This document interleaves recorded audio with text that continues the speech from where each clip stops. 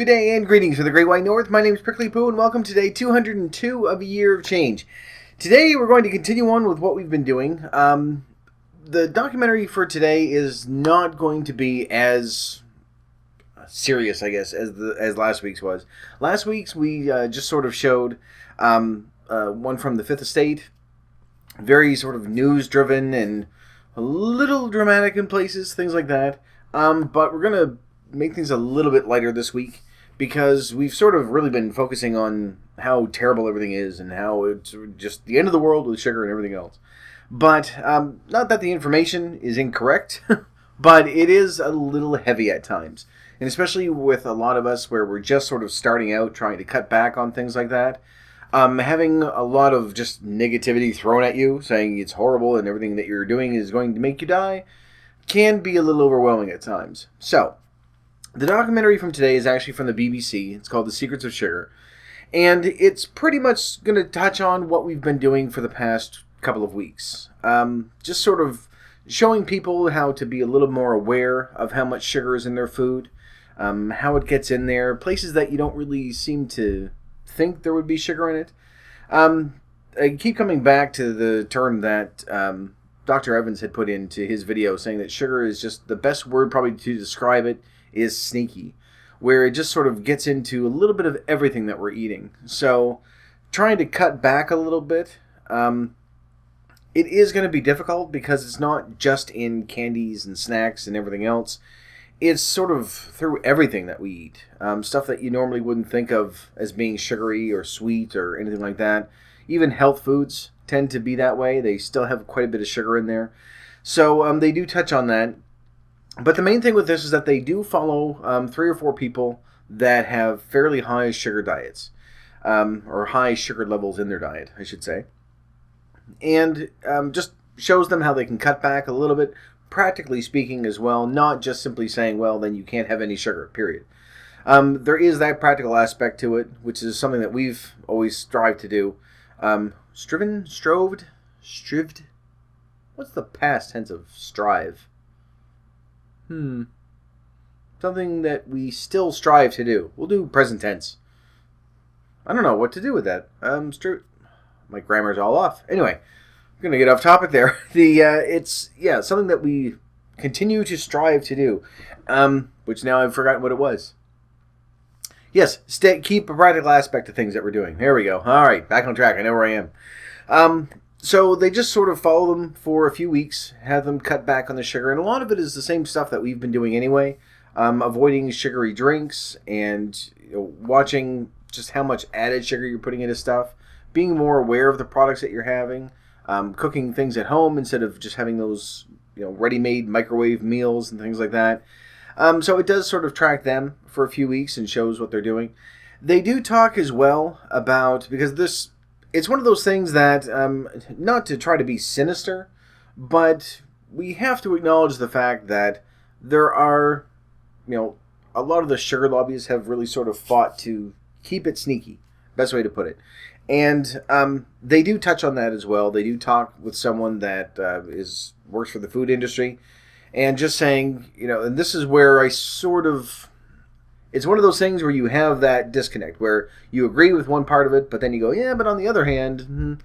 So they talk to this representative, and they say, would it not be easier if things were a little more clear, if everything was standardized, and that, you could say on a package how much sugar is in there.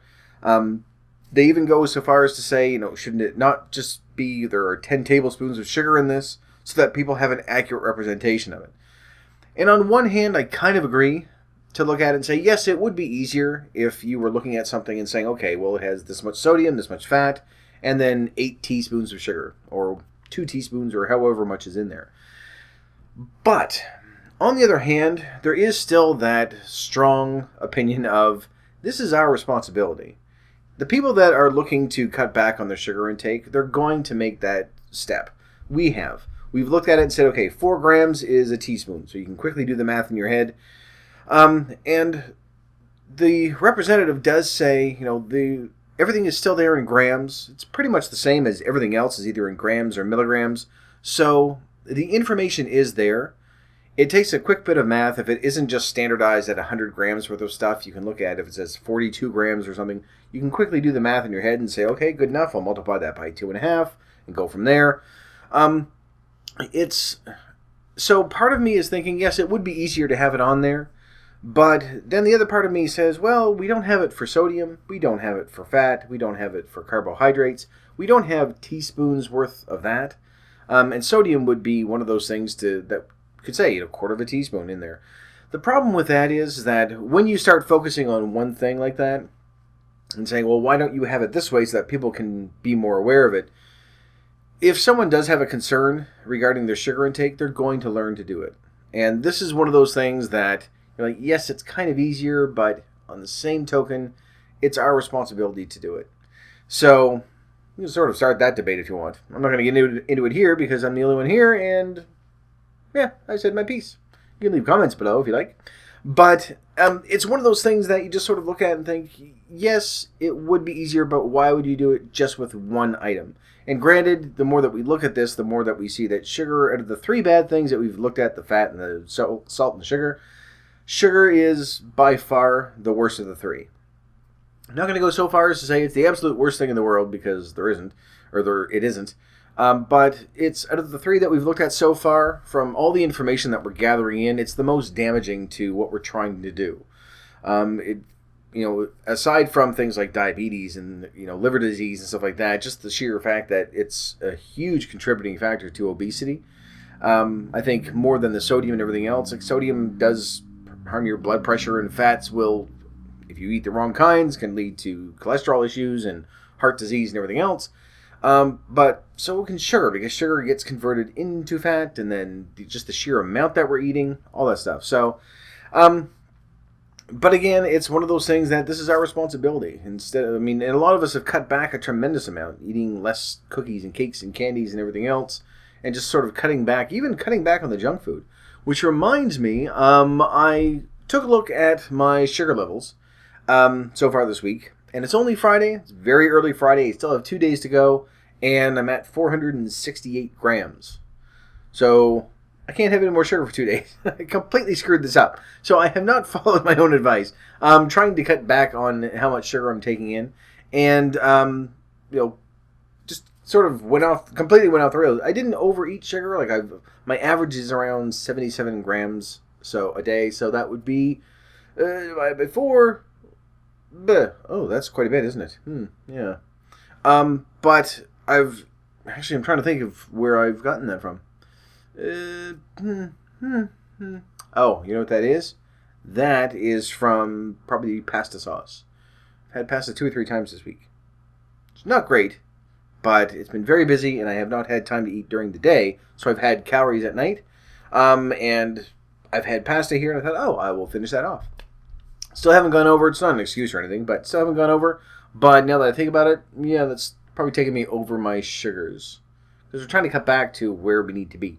But because over the course, 77 grams is like almost 20 teaspoons.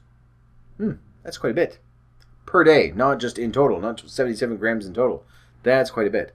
So yeah, not good. I'll have to work on that. Anyway, so go up and take a look at it. It's about an hour long, but this one is a little lighter. It's a little more palatable, I guess, is a way to do it. They also talk about the bliss point that we talked about last week as well. They do too. They do talk about that. They show sort of it's a tomato soup experiment, basically, and they grab a small group of people and have them test different soups and show how either too much or too little. It's very clear that there are some people that like it, some people that don't, but the vast majority of people like somewhere in the middle, but slightly on the sweet side. And it's on stuff, which is weird because it's tomato soup and you don't think of it as being packed full of sugar, but it just sort of illustrates what food manufacturers go through to try to find that sweet spot. The bliss point, where people are going to say it's just enough, it's going to taste the best. So that's, of course, what they're going to put in their product. And again, it's one of those things that you're not going to fault them for it, because just like anything else, they want to make their product appeal to people. And in order to do that, they need to tweak the fat and the salt and the sugar and everything else, and which is why we buy it. So, anyway, they took a look at that. But it's fairly interesting. And then at the end, they sort of follow up with the people that they've been tracking over the past few weeks and show what the results were. And, whether they've gained, whether they've lost, what they've done, the changes that they've made to the sugar content and everything else. Oh, it's all wrapped up in a nice, neat little bow at the end of it. But it's fairly interesting. So I think you'll enjoy it. But I'm going to try to keep this one fairly short because we're doing well. Been keeping things below half an hour, which is not great. I'd like for them to be shorter. So I'm going to try to pack a little more information in there, be a little more succinct. Try not to go off the rails and start talking about grammar and past tense, which I'm still trying to figure out. I'm going to have to look that up and figure it out. Because I think it's strived, which doesn't sound right. Strove.